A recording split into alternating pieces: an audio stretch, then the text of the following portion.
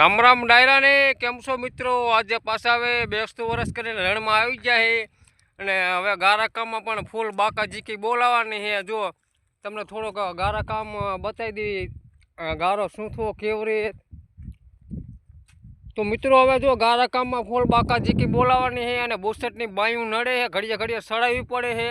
તો હવે કોણી છે ને આપણે બુસટની માં કાપી નાખવાની છે ને પેન્ટના પાંસા નડે છે, તો ઢીંચણ છે ને પેન્ટના પૈસા કાપી નાખે ને હવે ફૂલ બાકાજીકી ગારાકામમાં બોલાવવાની છે।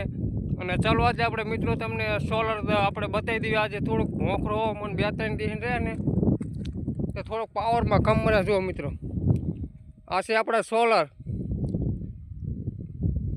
તો મિત્રો હમણાં 2-3 દિવસ થોડુંક વાદળછાયું થોડુંક ઘુમ્મસ રહે ને એટલે થોડુંક પાવરમાં કેવરાવે અને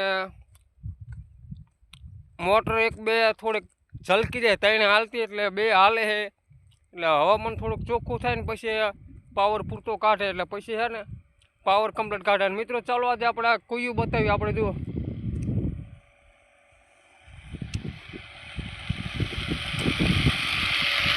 જો આપણા મોટર હાલે, જો આપણું। તો મિત્રો આ ટી આપેલી કુઈ છે, જો આપણે હાવ થોડુંક તર ઉપર છે એટલે કનેક્શન પણ ઉપર એમના માયલા રાખે।